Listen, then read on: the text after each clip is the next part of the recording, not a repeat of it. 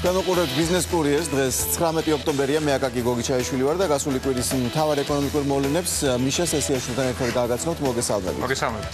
საქსტატი 15%-ს ამბობს, სავალუტო ფონდი 17%-ს, ივანიშვილი 60%-ს, მაინც რამდენია უმუშევარი და ვის ვენდოთ მთავრობას, რომ უმუშევრობა იკლებს, თუ IMF-ს, რომ პირიქით იზრდება. სავალუტო ფონდი ამბობს, რომ შემცირდა ინვესტიციები, დაკრედიტება, საბიუჯეტო ხარჯები, ფეხდება ეკონომიკა. მთავრობა კი პასუხობს, რომ ყველაფერი რიგზია და კიდევ უკეთ იქნება. რასთან გვაქვს საქმე? და რას ფიქრობს ხალხი ACT-ის კვლევით, მათი მოლოდინი, რომ მომდევნო 6 თვეში ბიზნეს გარემო და დასაქმება გაუმჯობესდება, მკვეთრად შემცირდა, რაც ობიექტურ პრობლემებს კიდევ უფრო ზრდის. ამ თემაზე მეორე ბლოკში, გადაცემის მეორე ბლოკში, რეკლამის შემდეგ უმცირესობისა და უმრავლესობის წარმომადგენლები ჩაგვერთვებიან და გვექნება დებატები. მანამდე კი, მიუხედავად იმისა, რომ მთავრობა უარყოფს, რომ უმუშევრობის მხრივ არის პრობლემები, მაინც შრომის ბაზრის ფორმირების სტრატეგია უკვე შექმნა, პრობლემების გადასაჭრელად 2013-2014 წლის სტრატეგია უკვე მზად არის, მიზანი უმუშევრობის შემცირება და სამუშაო ძალის სრულყოფაა. ამიზნისთვის ქვეყნის მასშტაბით დასაქმების ცენტრები უნდა გაიხსნას, სადაც უმუშევართა აღრიცხვა და არსებულ ვაკანსიებთან მათი ჰარმონიზაცია მოხდება, ხოლო როგორ მოხდება ეს, რა სქემით, ახლა კახა საკანდელიძე, ჯანდაცვის მინისტრის მოადგილე ისაუბრებს. მოგესალმებით ბატონო კახა და მოდით დავიწყოთ პირველი თემით, რაც ეხება სტრატეგიას, რა იქნება უმუშევრობასთან ბრძოლის სტრატეგია მთავრობის. თუ შეგიძლიათ აი მოკლედ გითხრათ, რას ელოდოს უმუშევარი.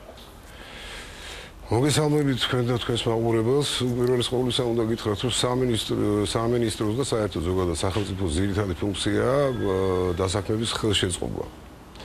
და რაღაც არ მინდა რომ სტარად იყოს ახმული მოსახლეობაში, თითქოს დასაქმების სამსახურები არის იმისთვის შექმნილი, რომ უშუალოდ დაასაქმოს ხალხი ან შექმნას ახალი სამუშაო ადგილები. ეს უბრალოდ კოორდინაცია მოახდინოს ალბათ, ხო? კვალიფიციურ მუშებსა და სამუშაოს მაძიებლებსა და ვაკანსიებს შორის. ხო, რა თქმა უნდა, შრომის ბაზრის მოთხოვნების შესაბამისობაში მოიყვანოს როგორც დასაქმებულები, ასევე მეწარმეთა სურვილები, რა კვალიფიკაციის მუშები ჭირდებათ მათ.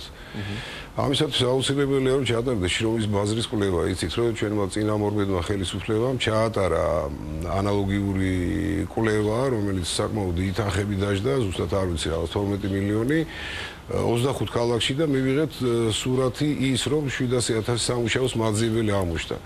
აქვე აღნიშნავ, რომ ჩვენთან როგორც ესეც ცნება უმუშევრის გამომდინარე იქიდან, რომ 2006 წელს გაუქმებული იქნა კანონი დასაქმების შესახებ, ზოგადად უმუშევრის ცნება როგორც ეგეთი აღარ არსებობს. ამ 700,000 რა ჭირს? ანუ არ მოგწონთ ეს ციფრი? უფრო მეტია თქვენ ფიქრობთ უმუშევარი? არა, თუ შრომით რესურსებს შევადარებთ, ეს ციფრი საკმაოდ მაღალია და უმუშევრობის დონე არ არის ის, რაც დღეს გეოსტატს აქვს დაფიქსირებული საქართველოში, ანუ 16-17%. ეს ბევრად აღემატება ამ პროცენტს, ასე რომ თუ ვიტყვით, რომ უმუშევრობის დონე იზრდება, არ ვიცი რა მონაცემების საფუძველზე იყო ეს ნათქვამი, მაგრამ რეალურად კვლევა აი ამის შემდგომ არ ჩატარებულა შრომის ბაზრის. შრომის ბაზარი ისევე როგორც ყველა სხვა ბაზარი ცოცხალი ორგანიზმია და არ შეიძლება რომ რაღაცა ერთი დღის ან ერთჯერადი გამოკვლევით რაღაც დასკვნები გამოიტანო, თუმცა ესეც საინტერესოა ასეთი კვლევის ჩატარება, რომელიც წინა ხელისუფლებამ ჩაატარა. რა ფორმით იქნება ეს ცენტრები? გნებავთ კვლევის ცენტრი დავარქვათ, გნებავთ აი დასაქმების ცენტრი. იქ მოვლენ ისინი, ვინც თვლიან თავს უმუშევრად და დარეგისტრირდებიან ალბათ არა? ეს იქნება ჩვენთან არსებული სოციალური მომსახურების სააგენტოში დასაქმების ხელშეწყობის პროგრამების დეპარტამენტი, რომელიც დაიწყებს უპირველეს ყოვლისა შრომის ბაზრის კვლევას. ეს იქნება სამუშაოს მაძიებელთა კვლევა, საკმაოდ საინტერესო ანკეტებია შედგენილი, რომელიც აუმწურავ ინფორმაციას იძლევა პიროვნების შესახებ, რომელსაც უნდა სამუშაოს მოძებნა. პარალელურ რეჟიმში დაიწყება მოძრაობა იმისთვის, რომ დავაფიქსიროთ ვაკანსიები, არსებული ვაკანსიები. პირველ ეტაპზე მე მგონია, რომ ჩვენი პროგრამები წარმართული იქნება იქითკენ, რომ მოსახლეობას მივცეთ ის სოდნები, რაც აუცილებელია თვით დასაქმებისთვის და რეალური სურათის შემთხვევაში, თუ რეგიონულ ჭრინში დავინახავთ, რომელ რეგიონში რა კონკრეტული სპეციალობები, რა კვალიფიკაციის ხალხი ჭირდება დამსაქმებლებს, ამ შემთხვევაში ჩვენ საკმაოდ საინტერესო პროგრამას ვიწყებთ ევროკავშირთან ერთად. ეს იქნება მომზადება, გადამზადების და კვალიფიკაციის ამაღლების პროგრამა, რომელიც საკმაოდ გრძელვადიანია, 5 წელს მოიცავს. პირველი წელი იქნება ტექნიკური დახმარების, რომ რეალური სურათი დავინახოთ შრომის ბაზარზე. შევძლოთ მისი გაანალიზება და მოამზადოთ კადრები იმისთვის, რომ მოემსახურონ ამ კონტინგენტს, რომელსაც სამუშაოს მაძიებელი ქვია დღეისათვის. და შემდგომი ეტაპები იქნება ეს უწყვეტი განათლების სისტემასთან ერთად, მათი გადამზადების. ეს უკვე ალბათ განათლების სამინისტროს ბიუჯეტში, თქვათ, მოიაზრება, ხო? ალბათ რომ ეს ბიუჯეტი თვითონ ევროსაბჭომ გამოყო, ბიუჯეტი იქნება კონსოლიდირებული სახელმწიფო ბიუჯეტში და პროგრამების საფუძველზე ჩვენ ორ სამინისტროს ერთად, იმიტომ რომ განათლების მით უმეტეს პროფესიული განათლების მიცემა ადამიანისთვის უნდა იყოს მიბმული შრომის ბაზარზე. თუ ჩვენ არ ვიცით რა სპეციალობის ხალხი ჭირდება კონკრეტულ რეგიონს ან რაიონს ან კონკრეტულ მეწარმეს ამგვარად გასაგებია ჰარმონიზაცია მოხდეს კი გასაგებია და აუქრეთ ვკითხავთ აუცილებლად რომ რადგანაც ეს კოორდინაციას გააკეთებთ აი დასაქმების მაძიებელთა და არსებულ ვაკანსიებს შორის გექნება თუ არა ფუნქციაც იმისა რომ შევსება ამ ვაკანსიების მოხდეს სამართლიანად კონკურსის წესით თუ ეს თქვენს ფუნქციაში არ შევა რა არის ის უკვე ოფისის სამუშაოა აი ოფისები რომელიც შეიქმნება რეგიონებში და ამას გვაჩვენებს სად რამდენი რა სიმძიმეა ხო კონკრეტულ რეგიონში არა მოთხოვნაა შრომის ბაზარზე ამის შესაბამისად იქნება ჩვენ არ გვინდა რომ რაღაც ჯობჯის დაემსგავსოს ეს სამსახური თუ სწორად აგიხსნით არ გვინდა რომ მეწარმე ვთქვათ არის 1000 შემდგებელი ვთქვათ რეგიონში და მოიწვიოს 1000-ვე და თვითონ ჩაატაროს კონკურსი ჩვენ გვინდა რომ გავცხრილოთ სოციალური ჯგუფების მიხედვით, სოდნის მიხედვით, კვალიფიკაციის მიხედვით და მივაწოდოთ ის კონტინგენტი რომელსაც მოთხოვნას ისაყენებს რა კონკრეტული სპეციფიკა ეს გასაგებია, მაგრამ აი საჯარო სექტორში ნეპოტიზმის პრობლემასაც რომ შევეჭიდოთ, ასე ვთქვათ, თქვენი სტრუქტურა ამაზე ფიქრობს თუ არა, რომ ეს შეიძლება შემოიყვანოთ თქვენი ქოლგის ქვეშ თუ არა? არ მგონია იქ უკვე სხვა სქემა მუშაობს საჯარო სექტორში ახალი წლიდან დაიწყება კონკურსის სისტემა ყველა უწყებას თავისი მოთხოვნების აქვს ხო კვალიფიცია ანუ თქვენ ამით არ დაკავდეთ შესაბამისად ისინი აკრიფავენ კეთილი და ბოლოს აუცილებლად მინდა გკითხოთ იმიტომ რომ გუშინ გაჟღერდა და თქვენ თუ შეგიძლიათ რაიმე დამატებით თქვათ აი გადასვლაზე რა კერძო და საპენსიო სისტემაზე აი ამ ეტაპზე რა მოსაზრებები არსებობს მესმის რომ ძალიან ემპირიული ამ ეტაპზე მაგრამ მაინც თუ შეგიძლიათ დამატებით რაიმე თქვათ რას ველოდონ ამის თაობაზე მიჭირს კონკრეტული პასუხის გაცემა მაგრამ მე გეტყვით რომ ეს იდეა ახალი არის რა თქმა უნდა ყველგან ხდება ეს დაგროვებითი უნდა იყოს რომ იგივე ჩვენ რაზეც ფიქრობთ ეხლა ხო ადამიანმა თავისი სტაჟისა და შრომის ანაზღაურების მიხედვით უნდა მიიღოს შესაბამისად სიბერეში პენსია. ამდენად ეს თემა დგას მუსირებს ყოველთვის იყო, მაგრამ რაღაც რიგი ობიექტური, სუბიექტური მიზეზების გამო ეს სისტემა არ ჩამოყალიბდა. არის მცდელობა რომ ეს სისტემა დაინერგოს და მე ვფიქრობ რომ ამას საკანონმდებლო ინიციატივები ჭირდება, ამას ბევრი ნორმატიული აქტის მიღება ჭირდება, ასე რომ ეს სამომავლო საკმაოდ პერსპექტიული და საინტერესო თემაა და მე ვფიქრობ რომ ჩვენი სამინისტრო დაიწყებს ამაზე მუშაობას რა თქმა უნდა პარლამენტთან და სხვა რიგ უწყებებთან ერთად არსია რომ სახელმწიფო გათავისუფლებს ამ საპენსიო ტვირთისგან რომელიც უფრო მზარდია ცხადია ხო სახელმწიფოს გათავისუფლება ცოტა ხმამაღალი ნათქვამია ამ ეტაპზე სახელმწიფო ყოველთვის იტვირთებს ამას ხო თუ სახელმწიფო კენედის აქვს ხო თავისუფალი საზოგადოება თუ ვერ მიხედავს ამ მრავალრიცხოვან თქვათ არმიას სოციალურად დაუცველი ფენებისას მით უმეტეს ვერ მიხედავს იმ დიდარ ფენას რომელსაც უნდა დაასაქმოს ეს ხალხი და შეიტანოს ბიუჯეტში შესატანი ასე რომ ამას დრო ჭირდება და განშემდგ გამოჩნდება რა იქნება კეთილი ძალიან დიდი მადლობა კიდევ ერთი სამთავრობო სტრატეგია, რომელიც ეკონომიკის გაჯანსაღებას უნდა მოემსახუროს, ვადაგასული საინვესტიციო ვალდებულებების რევიზია. ეკონომიკის სამინისტრომ კომისია შექმნა, რომელიც მზად არის ჩამოართვას ინვესტორებს ქონება, რომელიც მათ კონკრეტული პირობით მიიღეს და არ შეასრულეს. დიმიტრი ხუმსიშვილი, ეკონომიკის მინისტრის მოადგილე გვეტყვის დეტალებს. მოგესალმებით ბატონ დიმიტრი. ამაზე ძალიან დიდი ხანია მიდის საუბარი, რომ მათ შორის პრეტენზიის სახით, რომ რატომ მთავრობა არ ერევა იმ თქვათ შეუსრულებელ ვალდებულებებში, რომელიც ინვესტორებმა წინა ხელისუფლებას მათ შორის იმის წინა ხელისუფლების წინ აიღეს და შემდეგ არ შეასრულეს და ჩვენ ვიზუალურად ხედავთ ამას გაჩერებული მშენებლობების თუ სხვა სახით. რამდენად ძნელი იქნება ეს პროცესი, დაიწყო თუ არა და რა არის პირველი შედეგები? აი ამ რევიზირების, აი ამ ვალდებულებების. მოგესალმებით ბატონო აკაკი. ბატონი გიორგი კვირიკაშვილის ინიციატივით 2013 წლის 28 მარტის მთავრობის დადგენილებით შეიქმნა სახელმწიფო ქონების განკარგვის მიზნით დადებულ ხელშეკრულებებთან დაკავშირებული საკითხთა შემსწავლელი კომისია. ამ კომისიამ ამ პერიოდის მანძილზე განიხილა 41 საინვესტიციო პროექტი, რომელიც გაფორმებული და დადებული იყო ჯერ კიდე წინა ხელისუფლების დროს. საინვესტიციო გარემოს გაუმჯობესების მიზნით და ხელშეწყობის მიზნით ზოგადად ჩვენი სტრატეგია მდგომარეობს იმაში, რომ თუ ძირითადი ვალდებულებები ინვესტორებს შესრულებული აქვთ, მათზე დაკისრებული პირგასამტეხლოები და ჯარიმები ჩვენ მოუხსნათ.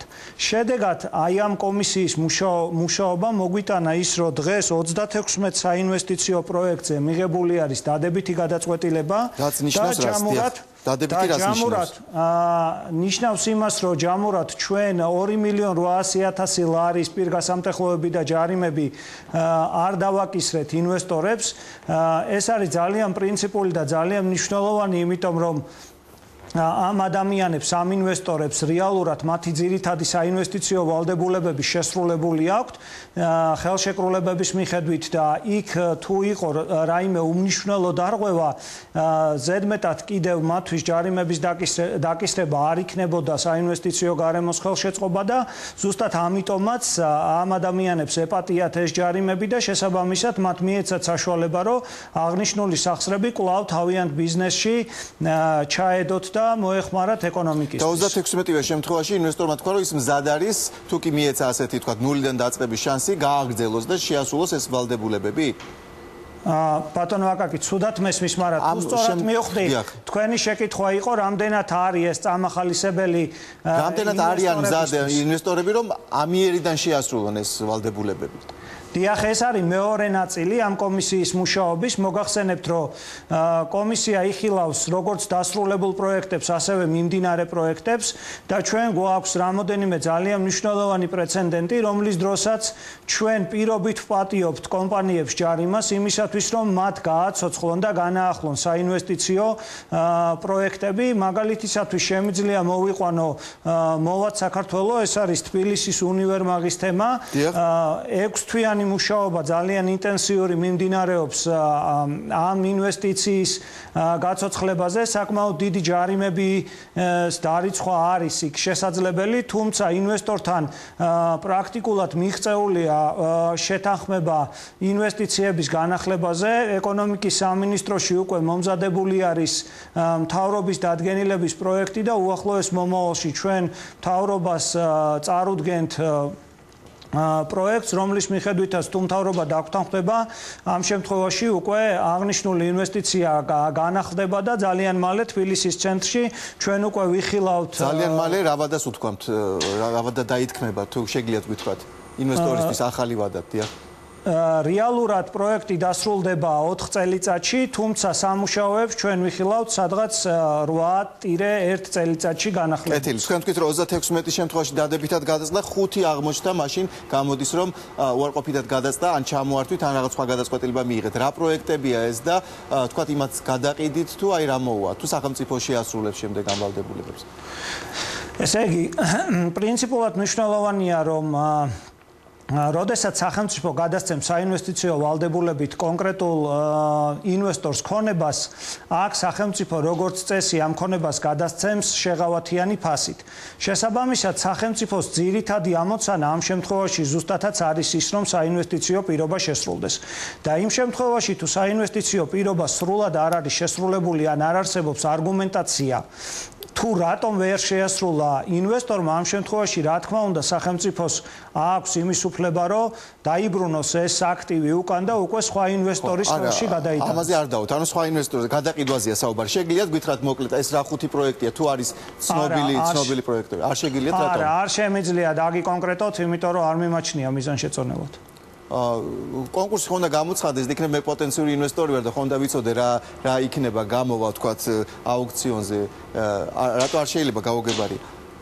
ამ შემთხვევაში ამწუჩი მე მგონია რომ მე რომ გითხრათ რომ შეპესე გიორგის ან შეპესე ვანომ ვერ შეასრულა რომელიმე პროექტი არ მგონია ამან რამე გითხრათ ანუ ნაცნობი პროექტები არ არის თქვენ ამას არა ეს არ არის გახმაურებული მაშინ მე ერთ გახმაურებულ პროექტზე გითხავთ ეს არის კახი კალაძის კალას მთის პროექტი რომელიც ვიცით რომ ჩავარდა არსენალის ბოდიში კაპიტალის პროექტი იყო ჩავარდა და შემდეგ 20 მილიონიანი ჯარიმაც გამოიწერა იმიტომ რომ არ იყო თანხა გადახდილი აი ეს საქმე თუ განიხილეთ რა გადაწყვეტილებაა კი ბატონო მოგახსენებთ ამ პროექტთან დაკავშირებით პირველ რიგში მინდა დავაზუსტო რომ ბატონი კახი კალაძე ამ პროექტში ჩვენი მონაცემები და ინფორმაციით დაზუსტებული ინფორმაციით არ მონაწილეობს და მე მგონი რამოდენიმე წელია უკვე არ მონაწილეობს რამოდენიმე შეხვედრა ჰქონდა ჩვენ კომპანიის წარმომადგენლებთან უпростоრად ადვოკატებთან საკმაოდ რთული მოლაპარაკებებია ამ წუთში მოლაპარაკებები დასრულებული არ არის და იმისათვის რომ მე არ დავაზიანო რაიმე მოვლენები რომელიც შეიძლება მომავალში მოხდეს ძალიან გთხოვთ რომ აი ამ კომენტარით შემომფარგლოთ რომ უბრალოდ დაგიდასტუროთ რომ მოლაპარაკებები ამჟამადაც მიმდინარეობს მოლაპარაკებები შეიძლება დასრულდეს როგორც სასამართლო პროცესით ასევე შეიძლება დასრულდეს ახალი ხელშეკრულებით კეთილი დიდი მადლობა გისურვებთ წარმატებას რეკლამის შემდეგ დაპირებული დებატები უმცირესობასა და უმრავლესობის წარმომადგენლებს შორის იმაზე თუ როგორ არის ეკონომიკური მდგომარეობა მართლაც ეხლა რატომ არ ეთანხმება მთავრობა საერთაშორისო სავალუტო ფონდის შეფასებას რომ უმუშევრობა იზრდება და კიდევ უფრო გაიზრდება აი ამაზე გვექნება საუბარი დაგვრჩებით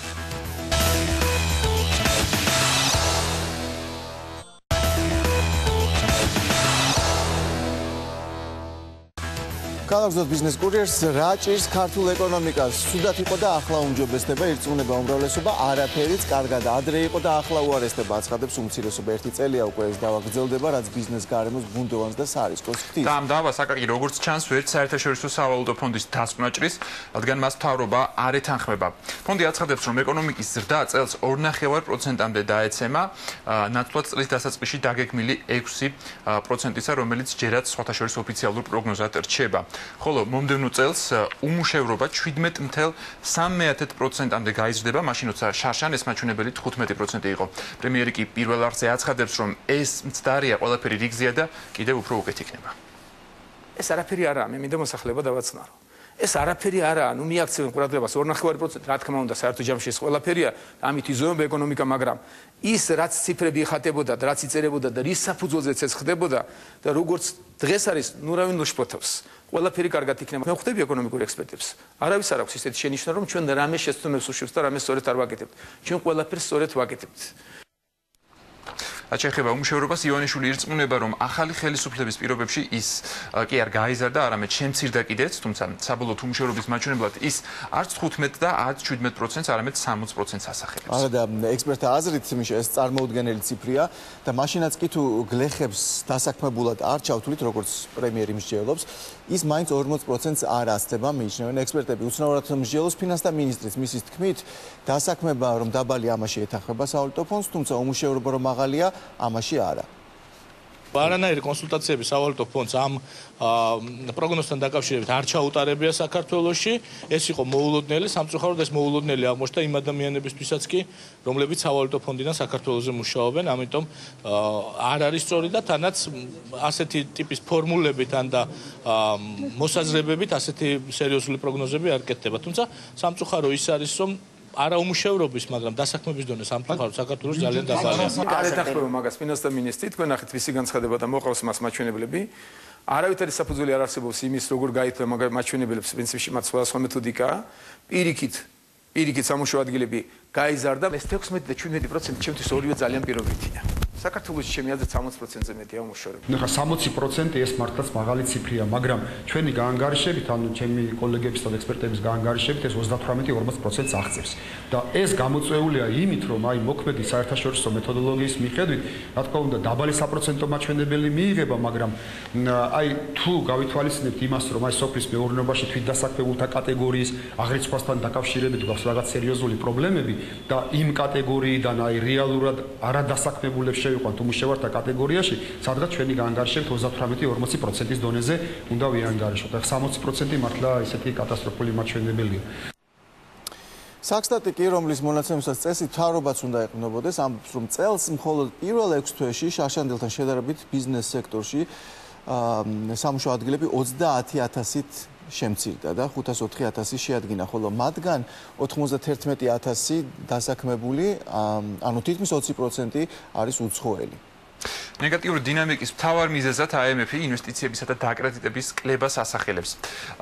ნახოთ, რა საჩვენებს სტატისტიკა. ამ ხრივ უცხოური ინვესტიციები 2012 წლის 9 თვეში 4%-ით გაიზარდა, წელს კი იმავე პერიოდში 4%-ით შემცირდა, რაც შეეხება საბანკო დაკრედიტებას 2012-ის 9 თვეში ზრდა 18% იყო, წელს კი ზრდა მხოლოდ 11%-ია, რაზეც მიუთითდა სავალუტო ფონდმაც, თუმცა მთავრობა ამას არ ეთანხმება. ხოლო რატომ არ ეთანხმება, რადგან ასეთი პოზიციის მიღმა და რას ველოდოთ შედეგად, ამაზე ახლა უმრავლესობიდან დავით ონოფრიშვილი და უმცირესობიდან ზურაბ ჯაფარიძე ისაუბრებენ. მოგესალმებით ბატონებო, დიდი მადლობა ორივეს, რომ მოგზავნით და მონაწილეობთ გადაცემაში და ბატონ დავითს მიმართავ ამ კითხვით, რომ ხوار გეჩვენებათ ცოტა, არ ვიცი, ეს გაჯიუტება იმისა, რომ არა ჩვენ არ ვცნობთ საქსტატის მონაცემებს, არ ვეთანხმებით სავალუტო ფონდის მონაცემებს, რომ ეკონომიკა იკლებს თუ რაღაც პრობლემებია შექმნილი, არ არის ადეკვატური რეაქცია.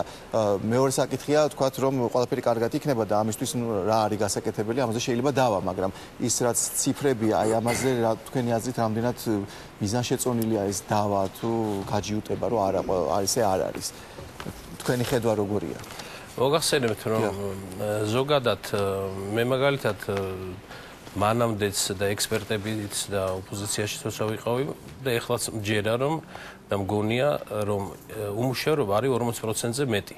ზუსტად რამდენია ეს ალბათ არავინ არ იცის, მაგრამ არა 60%, სადაც 40. არ ვიცი, 40-ზე მეტია ახლა. ამას ვერავინ ვერ დათვლის ალბათ. მაგრამ ფაქტი რატოა 40%-ზე მეტი? ეს ყველა მიცის საქართველოში ახლა ვისჯერა დღეს რომ 15 ან 16 ან 17%-ია უმუშევრობა, არავის არ ჯერა, იმიტომ რომ და ახლა ცოტა მოიმატა, ცოტა მოიკლო. რეალურად ეს უმუშევრობა ერთის მაცალეთ საუბარი. კი, რა თქმა უნდა, ბოდიში უმუშევრობა რეალურად ყველაზე დიდი წილი მოდის სოფლად. თუ დადიხართ სოფლებში და ყველას აგაქვთ სოფელი ძირითადად, ყველა გაივლით გამოივლით, ნახავთ რომ უმუშევრობის დიდი ნაწილი და სიღარიბის და სიღატაკის დიდი ნაწილი არის სოფლად. ეს ხალხი ჩათვლილი არიან, რომ ვითომ ისინი მომუშავენი არიან, მუშაობენ და მათთვის უმუშევრობა ათორმე არ არსებობს და ასე მშვენივრად ცხოვრობენ. რეალურად წელს მოხდა სწორედ ამ ხალხის ნამდვილი დასაქმება. არა თუ უმუშევრობა გაიზარდა, არამედ მნიშვნელოვნად შემცირდა, იმიტომ რომ სოფლის მეურნეობაში ჩადებულმა იმ 250-მა თუ მეტიც იქნება ალბათ მილიონმა, რომელიც წელს მოხდა უპრეცედენტო ხნათესვა, რაც იყო წელს და ის დახმარება სოფლად სწორედ მიცა საშუალება, რომ ის ხალხი, ვინც უმუშევარი იყო წლების მაგიზივრად და შეიძლება 40-ზე მეტი იყო, ეს ციფრი შეიძლება ეხლა მნიშვნელოვნად შემცირებულია. მაგრამ სტატისტიკა ჩვენთან თვლის, რომ 600 კვადრატული მეტრი თუ 800 კვადრატული მეტრი რომ გაქვს, ესე იგი შენ უკვე თვით დასაქმებული ხარ. რაც ეხლა რამდენად ჩვენ ეხლა სტატისტიკას დავიწყოთ, ეს არარეალური არის, ყველამ კარგად ვიცით, ამიტომ პანიკის ატეხვა იმაზე, რომ 1.9% გაიზარდა, ის ჩამოიწია, არანაირი არ არსებობს. გარდა ამისა, სავალუტო ფონდის ძირითადი მისია, ვინც საქართველოსთან მუშაობს, ისინიც კი არ იყვნენ საქმის ხურში, ეს რომელიღაც თქვათ დეპარტამენტის მომზადებული. ამაზე კიდე ისინი იმუშავებენ, ასე თქვათ, ეს ციფრები მათთვისაც მოულოდნელი იყო, ჩვენთვისაც. თუნდაც ის ციფრები, ხო?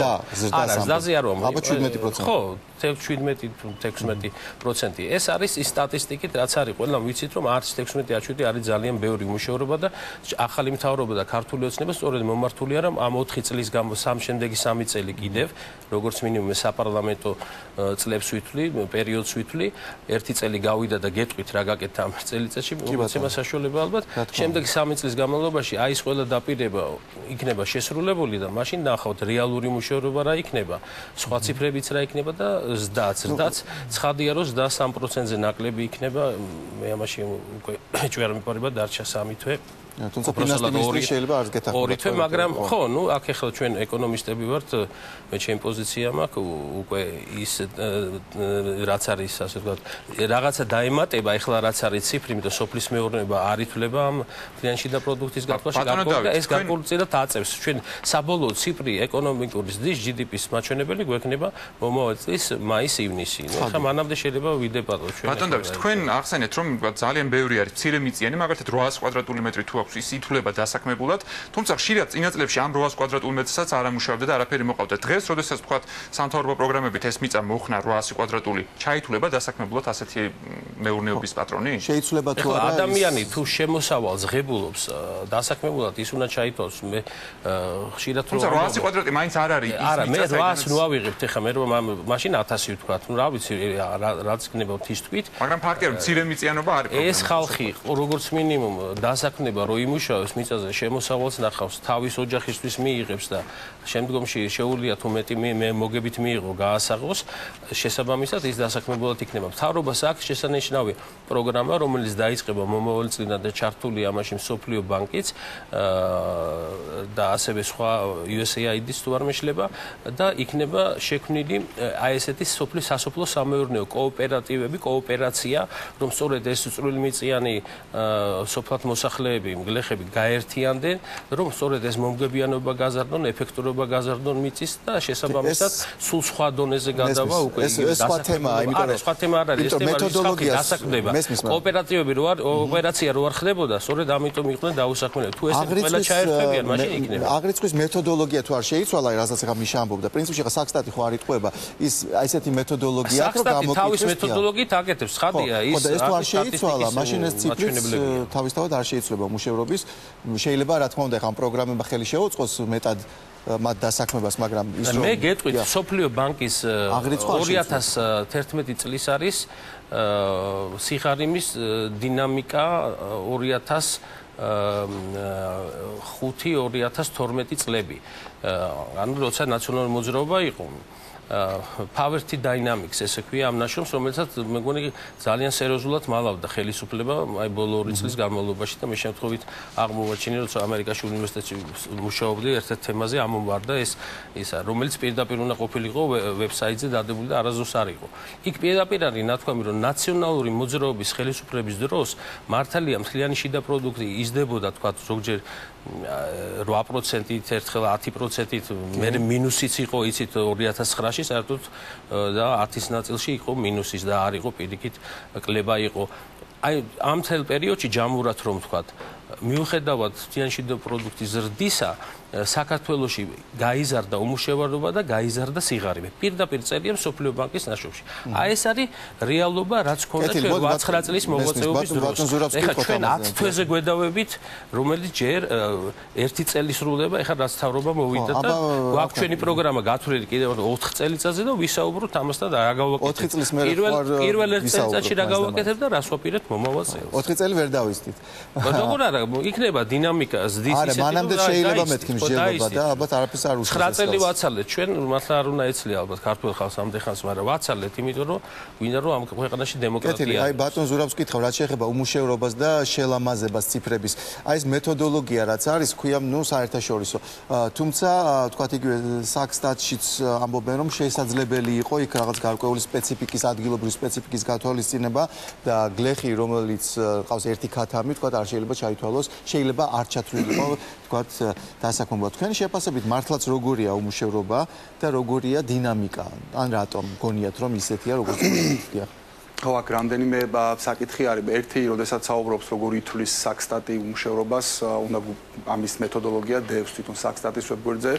ამ მეთოდოლოგიას იყენებს არა მხოლოდ საქართველოს, არამედ იყენებს ძალიან ბევრი, მათ შორის წინწასული ქვეყნები. ეს არის მეთოდოლოგია, რომელიც შემუშავებული არის რომის საერთაშორისო ორგანიზაციის მიერ. არსებობს სხვა ტიპის მეთოდოლოგიებიც, მაგრამ ჩვენ ვიყენებთ ამ მეთოდოლოგიას და ამ მეთოდოლოგიით დათვლით უმუშევრობა საქართველოში იზრდება წელს და გაიზრდება როგორც 15%-ს ეთანხმებით, თქვა 15-16. მე ვეთანხმები, რომ ამ მეთოდოლოგიით უმუშევრობის პროცენტი გამოდის ეს საქართველოში დასაქმებაზე უფრო მეტი პრობლემა სინამდვილეში არის შემოსავლის დონე. ანუ ის ადამიანები, რომლებსაც აქვს დაბალი შემოსავლის დონე, დაბალი შემოსავალი და ვერ ინახავენ ოჯახს, ისინი თვლიან თავს დაუსაქმებლად. ეს არის პრობლემა და ესე ითვლიან იმ 60-70%-ს, რომელსაც ხშირად ვისმით ხოლმე. ამიტომ ჩვენ რაც გვჭირდება არა მხოლოდ დასაქმების ზრდა, არამედ გვჭირდება შემოსავლების ზრდაც. მაგრამ სურათი არის რა კარნახავთ რომ უმუშევრობა იზრდება, აი რა თქვა რა ფაქტორებზე დაყნობით ამბობთ, იმიტომ რომ ჩვეულებრივ რაღაც გამოკითხვით დგინდება, რომ თქვა აი გაიზარდა თუ არა უმუშევართა რაოდენობა და აი თქვენ რა გაძლევთ? არა მხოლოდ გამოკითხვით, საქსტატს აქვს თავისი მეთოდოლოგია, რომელსაც ამას ითვლის, გარდა მაგისა შეგიძლიათ ნახოთ, მაგალითად შეგიძლიათ ნახოთ მონაცემები, როგორი არის ქვეყნის ეკონომიკური ზრდა და თქვენ შეგიძლიათ ნახოთ, რომ გასული წლის მეოთხე კვარტალიდან, როდესაც ხელისუფლებაში მოვიდა ქართული ოცნება, ყოველ კვარტალში საქართველოს ეკონომიკა იზრდება უფრო დაბალი ტემპით, ვიდრე წინა წლის შესაბამის კვარტალში. ეს ნიშნავს, რომ საქართველოს ეკონომიკური აქტივობა კლებულობს, მუდმივად კლებულობს და არანაირი ზრდის, გამოცოცხლების და სტრუქტურული გაჯანსაღების ტენდენცია, როგორც ამაზე საუბრობენ ხელისუფლების წარმომადგენლები ჯერჯერობით არ შეინიშნება. ეს ნიშნავს, რომ საქართველოში დასაქმების მდგომარეობა უარესდება. გარდა ამისა, ბატონი დათოს მაგივრად თუ შეიძლება აი ამ რაც ეხლა თქვით იმას ეხება, აი პრემიერმა განაცხადა გუშინ და ალბათ ბატონი დავითის დეთანხმება, რომ ეს არის თქვენი ბრალი, თქვენი ხელისუფლების ბრალი, იმიტომ რომ ის რესურსი ზრდის, რაც მიიღწეოდა ექსტენსიური განვითარების, თქვათ, მეგაპროექტების დაფინანსებით, ინფრასტრუქტურული ამოიწურა და ეს ისედაც გარდაუვალი იყო. კი ბატონო, მაგაზეც გიპასუხებ, დავასრულებ იმას, კი და მაგაზეც გიპასუხებ, დავასრულებ იმას, გარდა ამისა, მაგალითად მეორე მაჩვენებელი, რომელიც არის დღეს გადამხდელ საწარმოთა ბრუნვა, დღეს გადამხდელი საწარმოები არიან მსხვილი საწარმოები და შესაბამისად დაქირავებული შრომით დაკავებული ადამიანები სწორედ ესეთი ტიპის საწარმოებში მუშაობენ. ეს მაჩვენებელიც გადაწყებული შარშან მეოთხე კვარტალიდან, როდესაც ხელისუფლებაში მოვიდა ქართული ოცნება, მუდმივად განიცდის კლებას. ყოველი კვარტალის მონაცემები შეგიძლიათ ნახოთ და შეადაროთ როგორც წინა კვარტალს, ისე შარშან წელს და ნახავთ, რომ იქაც კლება. ეს ნიშნავს, რომ დასაქმება უარესდება. რაც შეეხება განცხადებებს, ხელისუფლების განცხადებებს, ეს ჩვენ განცხადები გვესმოდა მთელი წლის განმავლობაში, რომ რაღაცა სინამდვილეში ეკონომიკური კრიზისი არ არის, შეკებს ურტყავთ ძალიან ბევრს და ამ შემდეგ ჩვენ ბევრი ზღაპარი მოვისმენთ. ეხლა ეს ბრძოლა უკვე დაემსგავსა არა ნაციონალურ მოძრაობასთან ბრძოლას, არამედ ბრძოლას საერთაშორისო ორგანიზაციებთან, რაღაც უკვე ციკში გადავედით. ხელისუფლება არ ეთანხმება საერთაშორისო ორგანიზაციებს და მე შემიძლია ჩამოგითვალოთ რამდენიმე მათგანი, ეს არის სავალუტო ფონდი, ეს არის ევროპის რეკონსტრუქცია და განვითარების ბანკი, ეს არის Moody's, ეს არის Standard & Poor's, ეს არის ეს არის ორგანიზაციები, რომელსაც უსმენს მთელი მსოფლიო.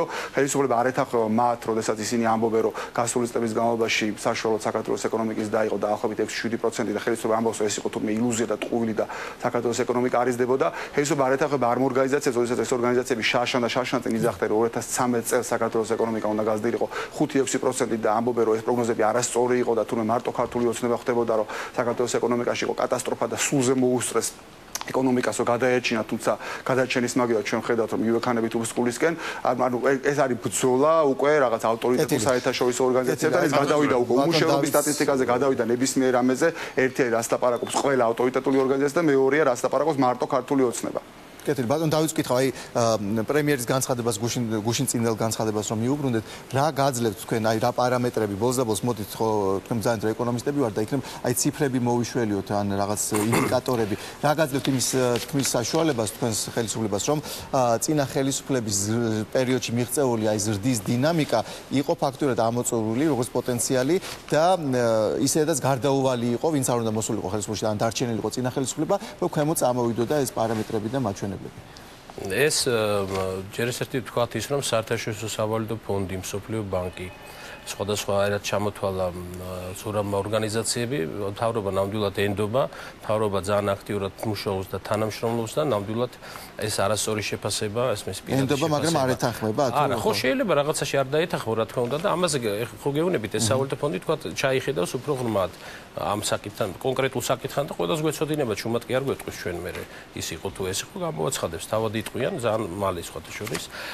რაც შეეხება თვითონ თანამშრომლობას და ზოგადად გრძელდება და ადრეც ესე იყო, მე პირადად მიმუშავია სავალუტო ფონდში და მსოფლიო ბანკშიც.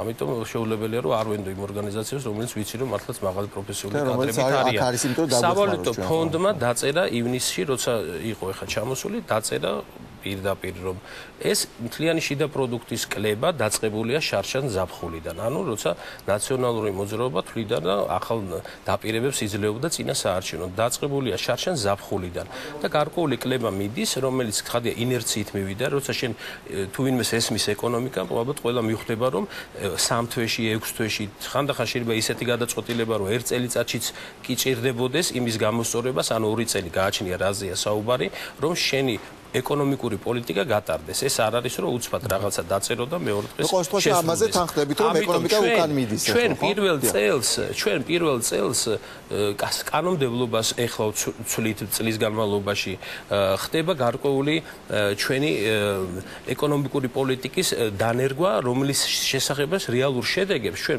ამ წლების განმავლობაში მივიღებთ და პირველ წელს როცა შენ უკვე დაგახვედრეს ისეთი ეკონომიკა, რომელიც გამოშიგნულია, წინსწრები გადახდები არის გაკეთებული. თან უკვე კომპანიები ეხლა შენ თუ გინდა დემოკრატიულად მივიდგე, მე ეს ხალხი გეუბნება, რომ მაშინ ეხლა მე აღარ გადამახტევინო, ან წინსწრება თუ გადამახტევინე, ნელ-ნელა დამიბრუნე. რაც ფინანსთა მინისტრო ეხლა აკეთებს და თანხები კი გარდამავალი პერიოდია, ესე უნდა შევხედოთ. ყველა გარდამავალი პერიოდი იქნება არის მეტნაკლებად პრობლემური. თქვენ რა გონიათ, რომ შეუძლებელია? არა, პრობლემურია თქვა იმის თქმაც ხშირად თქვენ თქვა თავრობის მხრიდან, რომ დაღმასვლა საერთოდ არის. ხო, თქვენ ამბობთ, რომ დაღმასვლა არის. ერთ-ერთი 2.5 მთლიანში და პროდუქტი კარგია რომ მეტი იყოს, თორე 2.5 მე მგონი ციფრია რა. ეს ეკონომიკური და არის 2.5-3% იქნება. 6-ის ნაგებად. ეს არ ნიშნავს რომ დაღმასვლა არის. ეს არის ერთ-ერთი ბოლო ქვედა დონე, რომელიც მომავალი წლიდან იმდენი რამეა უკვე ჩადებული, რომ მომავალ წელს გარდუვალია ისეთი ფონდებია უკვე ამოქმედებული სოფლის მეურნეობაში, რომელიც გაგრძელდება. შეიქმნა თანაპარტნიორობის ფონდი, რომელიც დიდ მეგა პროექტებზე იმუშავებს, სერიოზული პროექტები დაიწყო, სადაც ნახავთ ის დასაქმება თუ რა მაჩვენებელზე გავა და რა ინვესტიციები შემოვა საქართველოში. უამრავი რაღაცა არის ინვესტორებს რო ხვდები ამ წინა მთავრობასთან ინვესტორები გამართლაც რო გარბოდენ. ზოგს აქ იჭერდნენ ადგილას ესენი, ზოგი თუ გაასრებდა და მე არავის სახელ გატეხილი ქვეყანა იყო და ეხლა შემოbrunება ინვესტორის მთავრობასთან უნდა შეხვედრა, დაგაკვირდეს, რას აკეთებ, როგორ უცბად არ მოვა არავინ და გამოისვრის უცბად. აი ეს წელი ეს წელი იყო სწორედ გამოყენებული იმისა, რომ ჩვენ საზღვარგარეთთან, უცხოელ ინვესტორებთან, იმიტომ დადიოდა პრემიერ-მინისტრი თქვა იგივე დავოსში და სხვა შეხვედრებზე და მე ის ინვესტორები უკვე აქ ჩამოდიდნენ, რომ უკვე ის ურთიერთგაგება ხდება შეხვედრა მთავრობის წევრებთან, რომ აქ არის უკვე ის პოტენციალი და ის ნდობა, რომ ინვესტორმა ფული ჩადოს და მას არ გააქცევენ, არ წაართმევენ, ბიზნესი არ დატერორდება და უამრავი ეს სხვა ფაქტორი. სწორედ აი წელს იქნება ამის გადალახვა და ეხლა ჩვენ ოპოზიციას უნდა რომ თვითონ 9 წელი განსაკუთრებული ვერაფერი შექმნეს ამ ხრივ, თუნდაც მაკრო ეხლა მე არ მომბ შენობას და რაღაც შენობა და ეს რა თქმა უნდა გაკეთა 9 წლის მანძილზე, მაგრამ მაკრო თვალსაზრისით და ეკონომიკური და საკანონმდებლო თვალსაზრისით ჩვენ საკმაოდ გადახედით სომხეთის ციფრები უკეთესია და აზერბაიჯანზე ხო აღარ ვლაპარაკობ, კაი ნავთობი აქვს და სხვა ქვეყნებს რა. მიღწევები რამე განსაკუთრებული კი არ ხონია საქართველოს სხვებთან შედარებით. კი, თუმცა აი უნდა რემარკავ თქვა ხა ბიზნესის კეთების სიმარტივით, მაშინ საქართველოს იყო იყო კი არა, ეხლა გაუმჯობესა, კიდე ერთი ჟანრი თავიდა და ეს კიდე წინ წავა. ჩვენ ეხლა რაც გაკეთდა კარგი, იმას კი არ გავაფუჭებთ, იმას კიდე უფრო გავუმჯობესებთ, მაგრამ რაც ცუდი იყო, იმას დრო ჭირდება რომ გააკეთო და კარგი გავაკეთო. შესაბამისად აი ბატონ დავითა რომ ამოვწურო თემა და მე ბატონ ზურაბთან თქვენ ვიცი რომ ელოდებით გადმოვალ. ანუ ეს ორი ძირითადი ინსტრუმენტია, რომელიც თქვენ გააძლევთ იმის განცდას თუ მოლოდინს, რომ აი ყველაფერი კარგად იქნება. ეს არის ეს აგროფონდი, ეს მარტივად რო უწოდოთ და ეს ფონდები, არა, ფონდები, ზოგადად ფონდები, სწორი ეკონომიკური პოლიტიკა და ჩვენ ეს მოსახლეობა მინდა ისიც იცოდეს რომ მე მიბრუნდება მე სიტყვა თუ უკვე მე ვამთავრებ ამით თუ ჩათვლით საჭიროთ ერთი ხო უბრალოდ ვიტყვი რომ ეს ბიუჯეტი მართლაც სოციალურად ორიენტირებულია და ოპოზიციას ამაში გვეთანხმება შეუძლებელი არ დაეთანხმო როცა ჩვენ უპრეცედენტოდ შევასრულებთ მთელი უმამრავი პირობა ამ წლისთვის რომელიც შეიძლება და მოგვიანებით შეგვესრულებენ თუნდაც ის პენსიების და დავიწყეთ 3 თვით ადრე და გახდა 150 ლარი რასაც 9 წელი პირდებოდნენ საყოველთაო ჯანდაცვა რომელიც ყველა ოჯახში ეხო და ადამიანები წლობით ექიმთან ვერ მიდიოდნენ წელს უკვე შეუძლიათ ერთხელ ორჯერ ექიმთან მივიდა ფულს არ გადაიხდიან წამლებში ფულს არ გადაიხდიან სოციალური დახმარება ჩვენ განმოცხადეთ ჩვენ ხალხმა ხმა მოგცა რომ ჩვენი პრიორიტეტი არის ადამიანი ოჯახი პიროვნება რომ ადამიანმა ქვეყანაში ნორმა ელემენტარული მაინც უნდა ქონდეს ამიტომ ჩვენ ეს მიზანმიმართულად გადავწყვიტეთ რომ სოციალური რაც მათ წლების მანძილზე არ გაუკეთებია, ჩვენ რაღაცა ხელშესახები მაინც მიგვეცა. სოციალური დახმარებები გაიზარდა, ბავშვების წიგნები სასწავლო წელს უფასოდ დაურია. ეს ყველაფერი ირიბად მოქმედებს იმ ღარიბ და საშუალო დონის ოჯახებზე, იმიტომ რომ ეს ხარჯი მათ რაც უნდა გაეწიათ, მათ დანაზოგი არის და ისინი თავის ოჯახს მოახმარან ნაფუძ და ეს 1000 ლარში და მე ხა ვათვლებინებ და მეჩი არის გამოხატული, რომ რეალურად ადახმარება გაეწია წელს და ეს მიზანმიმართულია და ეხლა ყოველ წელს ესე არ იქნება, შემდგომში წამოიწება კიდე სხვა პრიორიტეტებიც, მაგრამ სწორედ რაც შეეხება ბიზნეს, ინვესტიციებს, ეს იქნება ის რეალური, რაც აამუშავებს ეკონომიკას, ის თავისუფლება თუნდაც, რომ ზეწოლა არ არის შენზე და არავინ გატერორიზდა, თავისუფალი გარემო კონკურენცია იქნება, შეიქმნება ის სამუშაო ადგილების და ეკონომიკაც გაიზრდება. კეთილი, ძალიან დიდი მადლობა ბატონ ზურაბთან გადავინაცვლებ. ანუ ხელი თქვა უმრავლესობა ამ შემთხვევაში ამბობს, რომ მართლაც კი პარამეტრები უარესდება, აღიარებს, რომ ეს არ არის 6%-იანი ზრდა მთლიანი შიდა პროდუქტის, როგორც იყო დაგეგმილი და როგორც დღემდე თქვა ფინანსთა მინისტრი მიიჩნევს, რომ შეიძლება მიღწევადი იყოს არამედ 2.5%, რაც სავალუტო ფონდი ამბობს. მეორე საკითხია, კონდეს თუ არა მოლოდინი გაუმჯობესების და ჩამოთვალა რამდენიმე ფაქტორი, ბატონმა დავითმა ეს არის სოციალური პროგრამების აქცენტირება, ეს ფონდების ამოქმედება, აი ეს გამო. ჩვენ ვფიქრობთ თუ არა რომ ეს არის საკმარისი და თუ არა რა არის კიდევ საჭირო რომ მე რამდენიმე რამეს მინდა უპასუხო, ერთი თქვენი კი ბოლო კითხვით დავიწყებ, მე არ ვიცი არც ერთი ქვეყანა, სადაც უფასო სახელმძღვანელოების და თოხების და ელექტროხერხების დარიგებით ეკონომიკა გაზრდილა, თუ ესეთ მაგალითს რომ მომიყვანს, რა ვიცი, გავეცნობი. რაც შეეხება იმას, რომ ჩვენ თურმე მაკროპარამეტრებში გაუარესებული ქვეყანა დავტოვეთ, ჩვენ მაკროპარამეტრებში დავტოვეთ ქვეყანა. აი რატო რას აფუჭებს აი ძალიან ბევრ რამეს მინდა უპასუხო და არაფერს არ აფუჭებს, უბრალოდ არაფერს არ ადგება ეკონომიკას ეგ არზდის. ეკონომიკის მეორე რაც შეეხება მაკროპარამეტრებს ჩვენ დავტოვეთ ქვეყანა, რომელიც საერთაშორისო საკრედიტო რეიტინგებში იყო BB- და მუდის შემთხვევაში BA სტაბილური, რაც ნიშნავს საქართველოს უნდა შემოსულიყო უფრო მეტი ინვესტიციები, რაც ნიშნავს რომ მაკროსტაბილურობის თვალსაზრისით საქართველოს ეკონომიკა იყო გაცილებით უფრო ძლიერი, ვიდრე ის იყო 2003 წელს. ეხლა რაც შეეხება იმას, რომ თურმე ერთი წელი რაღაც გადაწყობა სჭირდება და გადაგეგმას და შემდეგ ეკონომიკაზე ვიწავა, ეს არის ზღაპარი.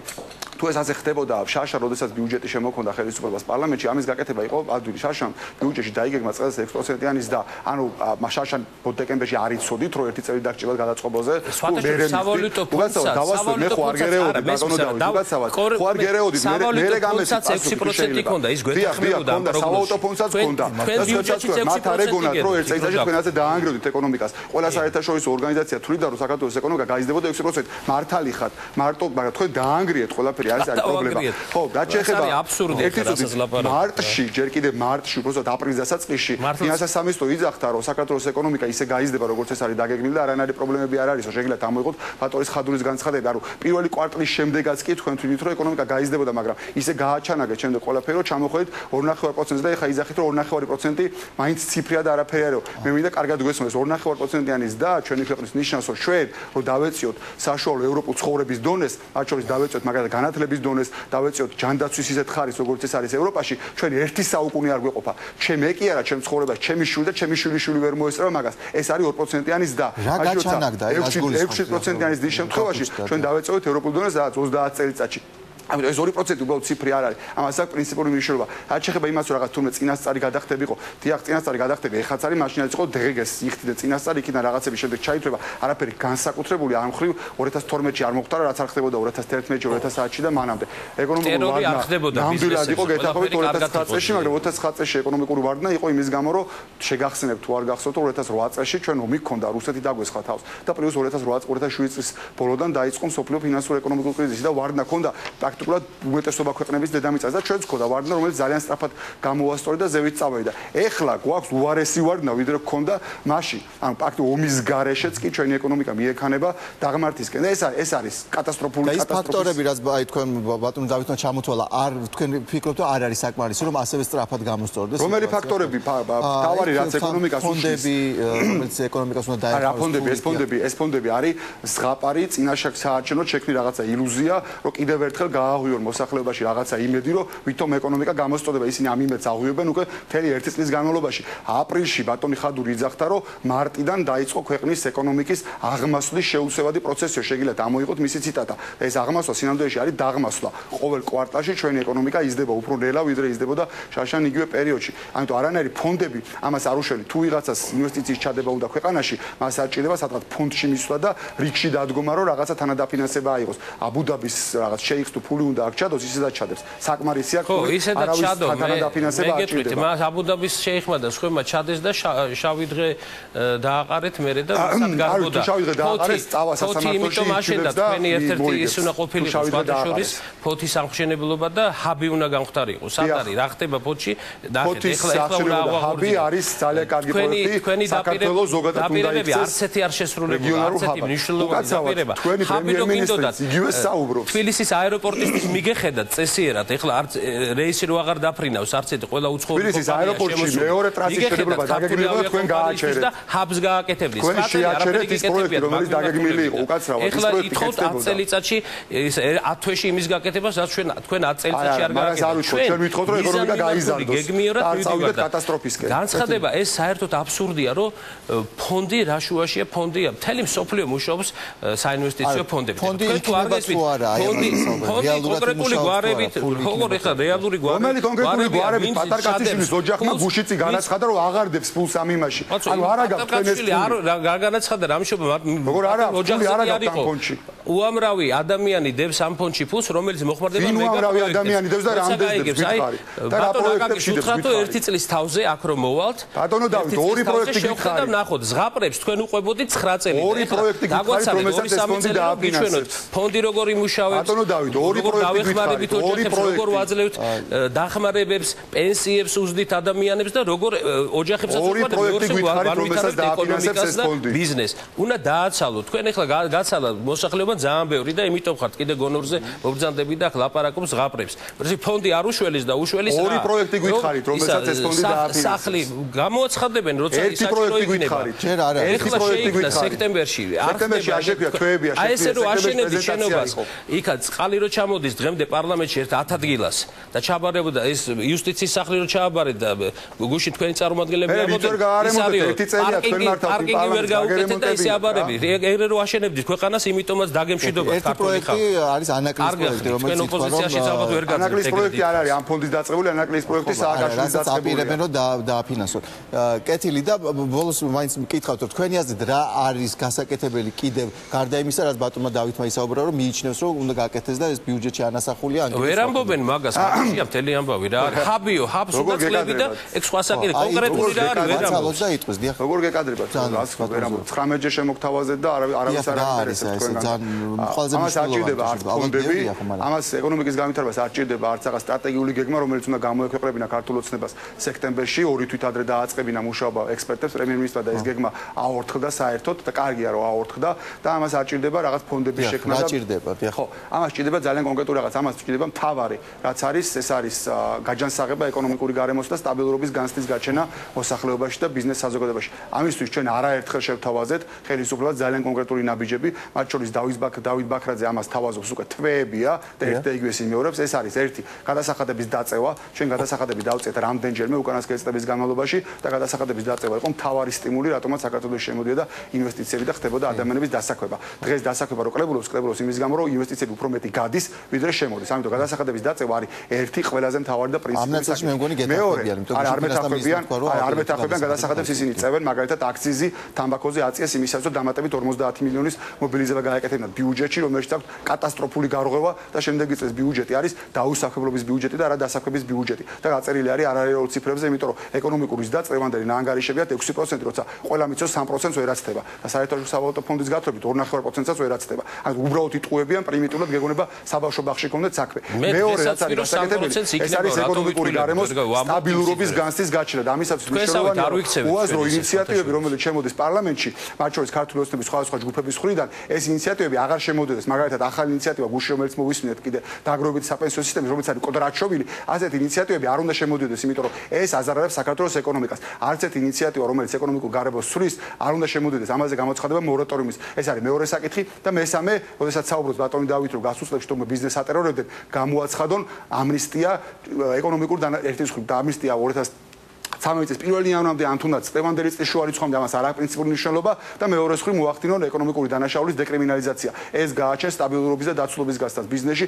და ეს გაძის ეკონომიკას. ეს არის გასაკეთებელი და არა თოხების და ელექტროხერხების დარიგება და რაღაც კაიმანზე დარეგისტრირებული რაღაცა ფონდები, რომელშიც არანაირი ფული არ დევს და მოსახლეობას გულისხმობთ დეკრიმინალიზაციაში მაყურებლისთვის იყოს გასაგები. დეკრიმინალიზაციაში გულისხმობა ის, რომ ეკონომიკური დანაშაულისთვის ბიზნესის ფლობელი ან ბიზნესის მმართველი ციხეში არ უნდა ჯდებოდეს, მათ შორის არ უნდა ჯდებოდეს არც ორთვიანი წინასწარი პატიმრობისთვის. ეს იყო ძალიან მავნე პრაქტიკა, რომელიც იყო გასულ წლებში, ჩვენ ამას ვაღიარებთ და ჩვენ გვინდა რომ ეს შეიცვალოს. ეს გააჩენს დაცულობის განსაზღვრას, ეს გაძის ეკონომიკას. თუ მართლა ეკონომიკის გაზდა უნდა და თუ უბრალოდ თამაში გვინდა, როგორც რასაც უყურებთ ახლა ერთი წელი, ამ თამაშმა მიგიყვანა იქამდე რომ ვართ კატასტროფის წინაშე. დიდი მადლობა. კატასტროფის წინაშე არა ვართ.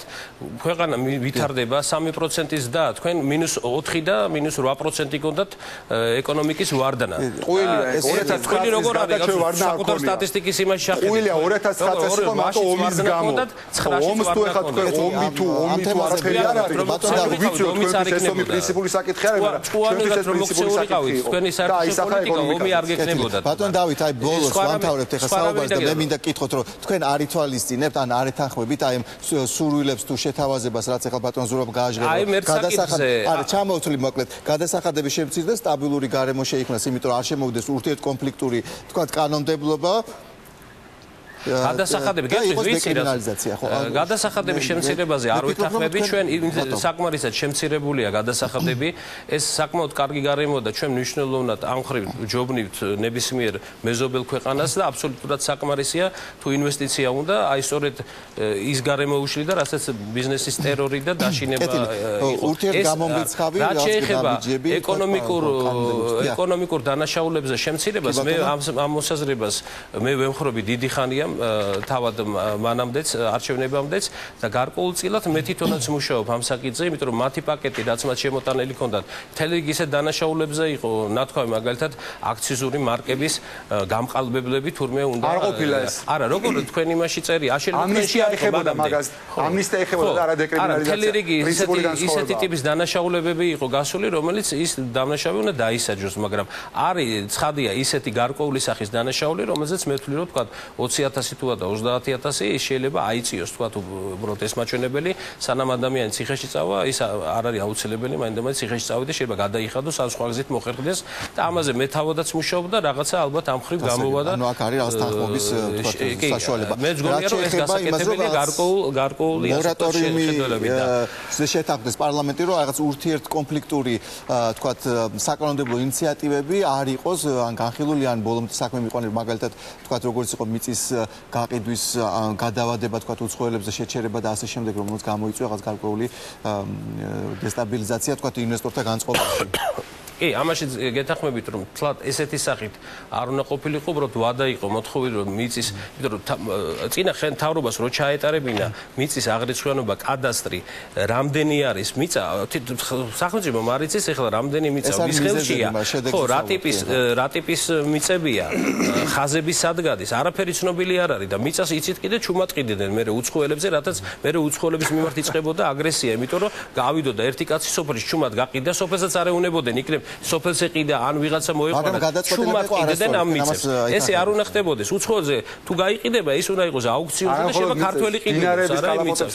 ხო, ჩუმად, არ ვიცი თქვენ რას აპირებთ. კალაპოტების გავყიდეთ ჩუმად. ამიტომაც მიიღეთ შესაბამისი ხმის რაოდენობები და წააგეთ არჩევნები. ეხლა დაგვეცალეთ ჩვენ მუშაობა. კარგი, ორი ვადის შემდეგ ბუნებრივია რომ არჩევნები წააგო, ორი ვადა ისეთი ვადაა რომ ეს ხდება დასავლეთ სამყაროში, ამიტომ ამაში გასაკვირი არაფერი არ არის. ორ ვადაში ნებისმიერ ხალხს ამოდის. მადლობა ამ შემდეგი არჩევნები ვნახოთ. დებატებისთვის ანალიზი. შემდეგი ვნახოთ ერთი წლის თავზე დაგვკვატიჟეთ და ვნახოთ ეს თავზე უკვე ვარდიროს გაპარიგონია იმ ზღაპრებს მე აუხსნით როგორ რეალობაში გადავიდა და მე 4 წლის თავზე კიდე ერთ წელს ნამდვილად ვერ დაგელოდებით აუცილებლად დაგვკვატიჟებთ უფრო მანამდეც დიდი მადლობა შესაბამისად დავინახეთ რომ არის შეხების წერტილები არის თანხმობის წერტილები ყოველ შემთხვევაში სამი საკითხიდან რომელიც ჩამოთვალა უმცირესობამ საჭიროა გაკეთდეს დღეს ეკონომიკის გასაჯდომი ჯანსაღებლად და ეკონომიკა არ არის ჯანსაღი, ამაშიც ორივე მხარე შეთანხმდა.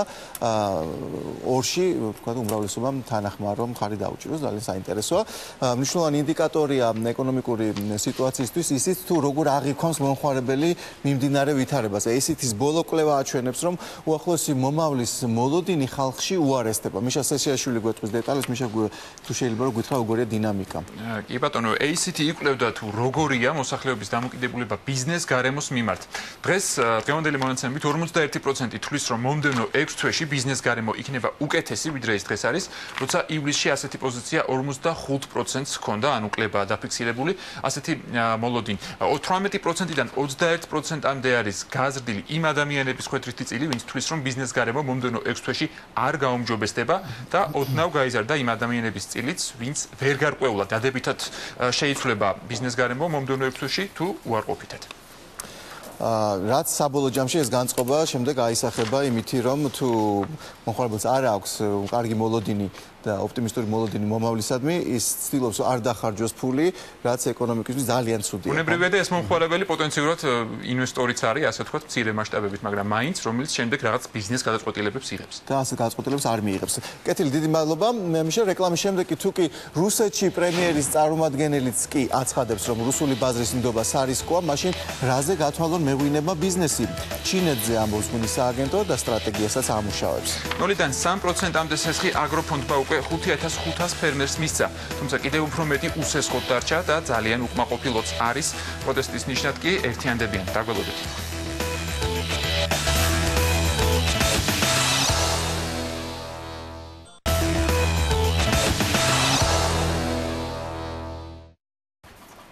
Καλავაგზოთ ბიზნეს კურიერს ჩვენს წინა გადაცემაში პრემიერის წარმომადგენელმა რუსეთში ზურაბ აბაშიძემ მეღვინებს პირდაპირ მოუწოდა ღვინის კომპანიის პირდაპირ მოუწოდა სიფრთხილისკენ რომ რუსული ბაზარი არასტაბილურია, ხოლო მასზე გათვლის სხვილი ინვესტიციების გაღება სარისკოა. და მაშინ რომელ ბაზარზე უნდა გააკეთოს ქართულმა მეღვინემ თავარი სტრატეგიული გათვლა? ღვინის ეროვნული სააგენტო მიიჩნევს რომ ასეთი ბაზარი ჩინეთია და იქ უკვე წელს აქტიურ კამპანიას გეგმავს. ლევან დავითაშვილი ღვინის სააგენტოს ხელმძღვანელი გვეტყვის დეტალებს. მოგესალმები ლევან, რატომ ჩინეთი ძალიან ხშირად გვსმენია აქამდეც რომ თქვა ჩინეთის ბაზარი პერსპექტიულია, მიმზიდველია, მაგრამ არის კიდევ ძალიან ბევრი კონტრარგუმენტი გამომდინარე იქიდან რომ თქვა იქ უფრო ფრანგულ და ბრენდულ ძალიან ძვირადღირებულ ღვინოებს ეტანებიან. მაშინ სად არის ქართული ღვინის? პრესტიჟს ეძებენ ღვინის მოხმარებისას, ხო? ისმენთ ბატონო. მოგესალმებით, პირველ რიგში მივესალმებ მაყურებელს, დიდ მადლობას გადაგიხდით მოწვევისთვის. საინტერესოა კითხვა, რა თქმა უნდა, შეიძლება რამდენიმე არგუმენტი არსებობდეს ამ ვერსიის საწინააღმდეგოდაც. კერძოდ ის რომ უფრო სხვა არგუმენტები მოყავთ ექსპერტებს დღეისთვის, ის რომ ჩინეთი ინტენსიურად აშენებს თავის ვენახებს და შეიძლება 20-25 წლიან პერსპექტივაში ის უკვე საკუთარ მოთხოვნას თვითონ აკმაყოფილებდეს და ამ დროისთვის იმპორტი შემცირდეს ჩინეთში, თუმცა ეს ძალიან გრძელვადიანი პერსპექტივაა, ჩვენ მოკლევადიანი შედეგების მიღწევას გეგმავთ ჩინეთის ბაზარზე და თანაც ჩინეთის ბაზრისთვის იმ დიდ რაოდენობაში ალბათ ნიშის დაკავებაა ჩვენი ამოცანა, ის ნიშა, რომელიც მე მგონი შენარჩუნდება გრძელვადიან პერსპექტივაში. თანაც ღვინო ეს არ არის მხოლოდ ყურძნის წვენი, რომელიც არის სწორად დაყენებული, ასე ვთქვათ, ხო? ეს არის ლეგენდა, ეს არის ისტორია, პრესტიჟი, ბრენდი, ასე რომ ვთქვათ, ხო? მithumetes იმ ბაზარზე, სადაც არ არსებობს ღვინის კულტურა და ჩინეთი ასეთი ბაზარია.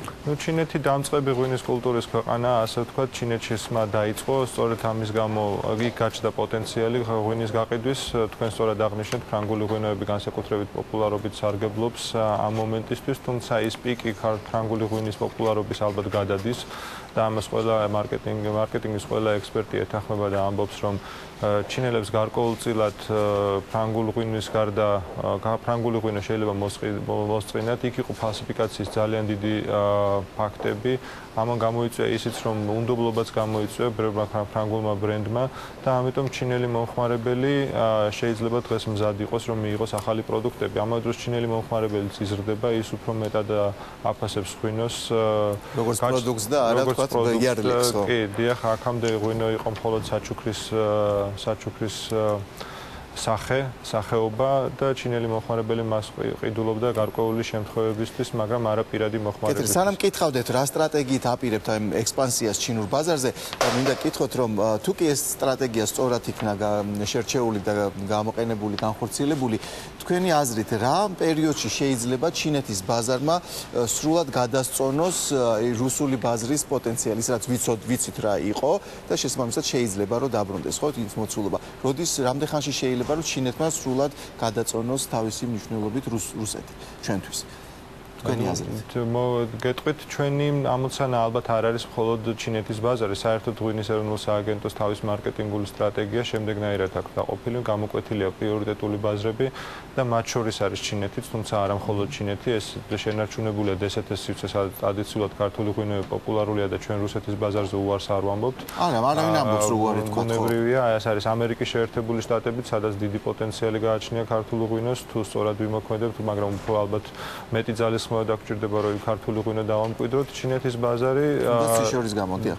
ბევრი რამის გამო ალბათ იქ კონკურენცია უფრო მეტია, ალბათ მომხმარებელთა უკვე ჩამოყალიბებული თავისი გემოვნური სტერეოტიპები გააჩნია, რომელიც უნდა დაამსხვრიო ან რაღაცნაირად მასზე აეწყო, რაც უფრო რთულია ქართული ღვინის ინდუსტრიისთვის დღეისათვის, მაგრამ იქაც ჩვენ გველოდებით ზრდას და სტაბილურ წარმოდგენას ტრადიციულ მომხმარებლებში. ეს არ გულისხმობ მე იმ კატეგორიას, რომელიც ყოფილი საბჭოთა ქვეყნებიდან არის ემიგრირებული ამერიკის შეერთებულ შტატებში, ხოლო ჩინეთში ჩვენ ვფიქრობთ, რომ გემოვნური თვისებებით ქართული ღვინო მისაღებია ჩინელი მომხმარებლისთვის, ეს არის ნახევრადშრალი, ნახევრადკვილი ღვინოები, სადაც ქართველებს საკმაოდ ესეთი მაღალი კონკურენტუნარიანობა გაგვაჩნია. რა ფასის სეგმენტში აქვე რომ შეიძლება დავუშვათ? ფასებს რაც შეეხება, რომ ჩინეთის ბაზარი საკმაოდ მიმზიდველია, ის უფრო მაღალი ფასისთვისაც მზად არის, ვიდრე იგივე რუსეთის ბაზარი. საშუალო ფასი ქართული ღვინის დღეისათვის $3-ზე ოდნავ მეტია, საშუალოდ რუსეთის მიმართულების დაახლოებით ეს ფასია, ჩინეთის ბაზარი ალბათ უფრო მაღალ ფასის გადამხდელიც არის. მაგალითად, მაინც რა 5-ის? დიახ, $4-5 ეს საექსპორტოდ მისაღები ფასია, რაც საბოლოოდ დახლზე როგორც იცით. მაგრამ არა იმავე პროდუქტი, რომელიც რუსეთში გადის, უფრო სხვა ხარისხის პროდუქტი. ალბათ მსგავსი ტიპის პროდუქტი, აქ არის სწორი კომუნიკაცია მოსაგვარებელი ჩინელ მომხმარებელთან. ალბათ ბრენდირება ქართული ღვინის სწორი სლოგანი, იმ სლოგანით მიტანა, რომ ჩინელ მომხმარებელმა გაიგოს. საერთოდ უნდა აღმოაჩინოს საქართველოს და ასე შემდეგ. ანუ არხები ამ მოსაკლევი და მე ვიცი რომ სააგენტო უკვე ამ წლის ბოლომდე გეგმავს იქ მნიშვნელოვან ღონისძიებებს ამ სტრატეგიის განსახორციელებლად. ჩვენ დაველოდებით ამ როდესაც ეს მოხდება და შევეცდებით რომ გავაშუქოთ. ძალიან დიდი მადლობა თავისთავად აი ამ ახალი პერსპექტივაზე საუბრისთვის. ეს ჩვენთან პირველად შედგა ჩვენს ეთერში ამ მიმართულებაზე საუბარი და იმეც ვიტოვებთ რომ მომდევნო გადაცემაში ჩვენ გავაგრძელებთ ამ თემაზე ძალიან მნიშვნელოვან ინდუსტრიაზე საუბარს. დიდი მადლობა, იმედია სიახლეებით დაგიბრუნდებით. მადლობა. დღეს კიდევ ერთი სიახლე, რესპუბლიკა ბანკი ახალი აქციის ფარგლებში დაბრუნებული სესხის ნაწილის საჩუქრად უკან დააბრუნებს. ასეთი აქცია დაიწყო, აქცია 31 დეკემბრამდე გაგრძელდება და როგორც ბიზნეს, ისე სამხმარებლო და იპოთეკურ სესხებზე გავრცელდება. თქვათ ავიღოთ ბიზნეს სესხი, უგირავნო სესხი $10,000-მდე 2 წლის ვადით. სესხებელი ყოველთვიურ შენატანიდან დაზოგავს თანხის 4%-ს და რაც 2 წლის თავზე გამოდის დაახლოებით $500. ევროპის საუკეთესო ათეულის წევრი სტოკჰოლმის ბიზნეს სკოლა ქართულ ბაზარზე შემოდის და გახლოს აქაური კომპანიების ხელმძღვანელებზე აკეთებს. მას უკვე აქვს წარმომადგენლობა რუსეთში და ბალტიისპირეთში, სწავლის საფასური კი იქ საშუალოდ €50,000. კურსზე სწავლობენ პრაქტიკულად ოსაბჭოეთის და ევროპის, ასე ვთქვათ, მსხვილი კომპანიების ხელმძღვანელები და მფლობელები. იძლევა საკმაოდ კარგ კონტაქტებს აქ არიან ბანკების ხელმძღვანელები, აქ არიან დიდი ინდუსტრიული კორპორაციების ხელმძღვანელები, გაზის, ნავთობის და ასე შემდეგ. ახალი ბაზრების მოსინჯვა გვინდა. რუსეთში 16 წელია ვმუშაობთ და რეგიონში გაფართოება გადავწყვიტეთ. ინგლისურ და რუსულენოვანი კურსები გვაქვს. რუსული კურსის ღირებულება წელიწადში €53,000, ხოლო ინგლისური კურსი წელიწადში €49,000 ჯდება. და დღესულ ეს იყო, რაც ჩვენ ხელთ გვქონდა. ბიზნეს კურიერი ამ კვირაში ამით ასრულებს მუშაობას. მომავალ შაბათამდე დაგემშვიდობებით. მანამდე კი არ დაივიწყოთ, გვეწვიეთ Facebook-ზე, ჩვენს გვერდზე და გაგვიზიარეთ თქვენი აზრი ნებისმიერ თემაზე. ეს ჩვენთვის მნიშვნელოვანია. ნახვამდის.